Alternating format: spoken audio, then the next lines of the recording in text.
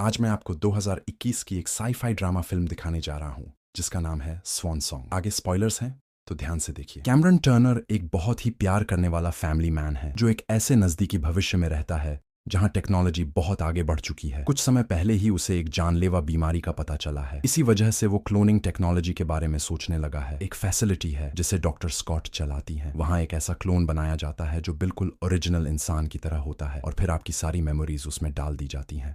जब आपकी जिंदगी का समय पूरा हो जाए तो वो क्लोन आपकी जगह जिंदगी जीने लगता है। कैमरन वहां जाकर अपना डीएनए देता है और क्लोन तैयार करवा रहा है, लेकिन अब तक उसने पूरी तरह से फैसला नहीं किया है। एक रात मेमोरी सेशन के बाद घर लौटते समय उसे डॉक्टर स्कॉट का मैसेज आता है कि उसकी ताजा रिपोर्ट्स दिखा रही हैं कि उसकी तबीयत तेजी से बिगड़ रही है, इसलिए उसे जल्दी फैसला लेना होगा। कैमरन इस मैसेज को नजरअंदाज करता है और घर चला जाता है। वो अपने डॉग को हाई कहता है, वाइफ पॉपी और बेटे कोरी को चेक करता है और फिर बाथरूम में जाता है जहां उसे सीजर आ जाता है। क्योंकि पॉपी को उसकी बीमारी के बारे में कुछ नहीं पता, वो बाथरूम का दरवाजा बंद कर लेता है ताकि वो उसे देख न सके। अगले दिन वो डॉक्टर स्कॉट से मिलने फैसिलिटी जाता है। वहां उसे लिविंग एरिया दिखाया जाता है जहां लोग तब तक रहते हैं जब तक उनका क्लोन जाकर उनकी जगह ले नहीं लेता। वो एक कॉन्ट्रैक्ट साइन करता है जिसमें लिखा है कि अगर वो बीच में अपना मन बदल दे तो क्लोन को कभी जगाया नहीं जाएगा। फिर डॉक्टर स्कॉट उसे डॉल्टन से मिलवाती है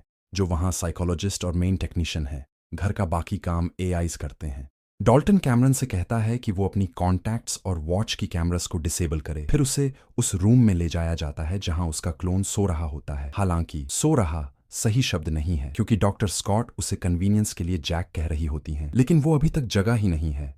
वो एक खाली शरीर है। कैमरन क्लोन को देखकर हैरान भी होता है और थोड़ा डर भी जाता है। बिना परमिशन के उसे छूने में भी झिझकता है। ये एक्सपीरियंस उसके लिए बहुत अजीब होता है और वो फैसला करता है कि वो ये सब नहीं करेगा। वो घर लौट आता है और अपनी रोज की जिंदगी में लग जाता है, वाइफ और सन के साथ जिन्हें वो बहुत प्यार करता है, और एक डिजाइनिंग की जॉब जो उसे पसंद नहीं लेकिन करनी पड़ती है। असल में कैमरन का शौक आर्ट है। एक दिन उसे एक पुरानी कॉन्वर्सेशन याद आती है जब वो पॉपी और उसके ट्विन ब्रदर एंड्रे से क्लोन्स पर बात कर रहा था। पॉपी ने कहा था कि अगर वो अकेली ना हो तो उसे कोई फर्क नहीं पड़ेगा अगर कोई क्लोन उसकी जगह हो। इस बात को याद कर कैमरन दोबारा डॉक्टर स्कॉट से कांटेक्ट करता है। डॉक्टर स्कॉट उसे बताती है कि क्लोन बनने के बाद उनकी फैसिलिटी की सारी मेमोरीज मिटा दी जाती हैं ताकि उन्हें कभी पता ना चले कि वो क्लोन है। उसे समझाने के लिए डॉक्टर स्कॉट एक एग्जाम्पल देती हैं, एक केट नाम की औरत की जो क्लोन बन चुकी है। वो अब एक शॉप में क्लर्क का काम करती है। कैमरन उस शॉप पर जाकर कस्टमर बनकर केट से बात करता है। कॉन्वर्सेशन बिल्कुल नॉर्मल होती है और कैमरन को जरा भी एहसास नहीं होता कि केट क्लोन है। केट की डॉटर भी वहां होती है और उसे भी जरा सा शक नहीं होता कि ये उसकी असली मां नहीं है। घर लौटते समय कैमरन रो पड़ता है जब पॉपी उसे याद दिलाती है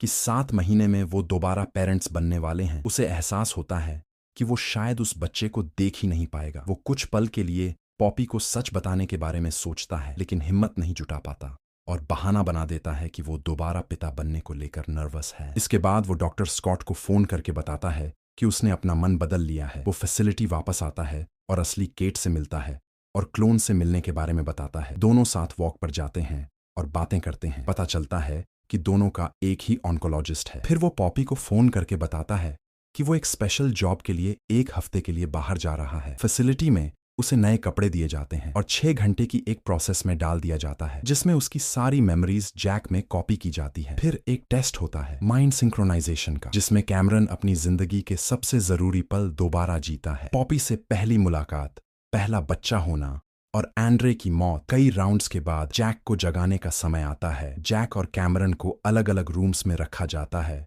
ताकि दोनों धीरे धीरे इस बात को समझ सकें। डॉक्टर स्कॉट जैक को बताती हैं कि उसके हाथ की हथेली पर एक तिल फ्रेकल ही उसके और असली कैमरन के बीच फर्क है ताकि जरूरत पड़ने पर वो खुद को पहचान सके। कैमरन शाम को अपने परिवार को फोन करता है। एक रात कोरी के साथ ऑनलाइन वीडियो गेम खेलते समय उसे फिर सीजर आता है। वो किसी तरह कॉल खत्म करता है और अगले दिन केट के साथ वॉक पर निकलता है। वो उसे बताता है कि उसे डर है कि वो किसी भी वक्त मर सकता है बिना गुड बाय कहे। इसके बाद कैमरन की जैक से प्रॉपर मुलाकात होती है। वो देखता है कि जैक डॉक्टर स्कॉट को पॉपी के बारे में बिल्कुल परफेक्ट डिटेल में बता रहा है। जैक नर्वस होता है, Cameron confused. Doctor Scott Jack से मेमोरीज पर क्वेश्चंस पूछती हैं और कैमरन शॉक्ड रह जाता है कि जैक न सिर्फ सब कुछ परफेक्टली याद रखता है बल्कि वही इमोशंस भी महसूस करता है। केट की हालत अब और बिगड़ती जा रही है। कैमरन और जैक साथ में लंच करते हैं। दोनों के खाने की आदतें भी बिल्कुल एक जैसी होती हैं। फिर वो पॉपी को कॉल करते हैं। कैमरन देखता है लेकिन जैक बात करता है। पॉपी को जरा भी फर्क नहीं पड़ता। ये देखकर कैमरन परेशान हो जाता है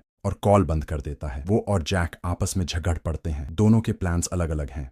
कैमरन की तबीयत बिगड़ने लगती है और वो फैसला करता है कि क्लोन स्विच कैंसिल करके घर जाएगा। कुछ समय बाद दोनों आपस में पॉपी को सच बताने के डर पर बात करते हैं, लेकिन कैमरन का मन नहीं बदलता। भले उसकी हेल्थ बिगड़ रही हो, वो अपनी फैमिली से मिलना चाहता है। जब कैमरन घर जाने निकलता है तो उसकी कॉन्टैक्ट लेंसेज में कैमरा लगाए जाते हैं ताकि जैक फैमिली लाइफ को देखकर सीख सके। लेकिन घर पहुंचने से पहले ही उसे सड़क पर सीजर आ जाता है और वो कुछ सेकंड के लिए बेहोश हो जाता है।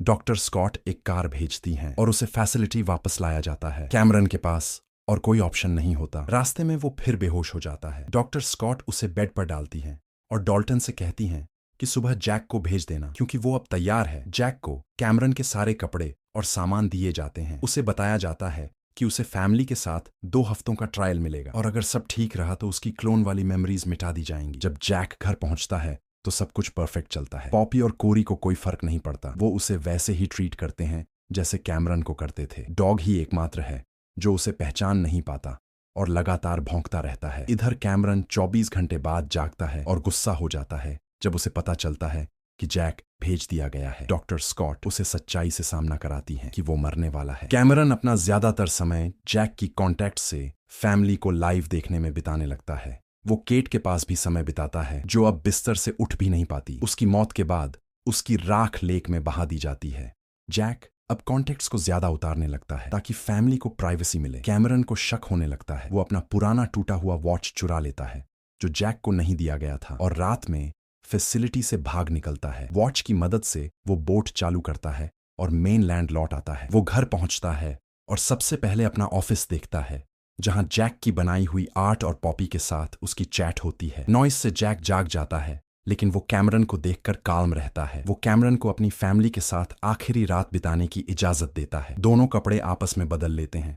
डॉग दोनों को साथ देखकर डर जाता है। जैक क्लोजेट में छिपता है और कैमरन कोरी को उठाकर किचन में ले जाता है। वो उसे इदमामे खाना सिखाता है जो पॉपी की बियर के साथ पसंदीदा स्नैक है। कैमरन कोरी को हग करके रो पड़ता है। फिर उसे सुलाकर वो पॉपी के पास जाता है। वो उसे सैड देखकर उसे कंफर्ट करती है।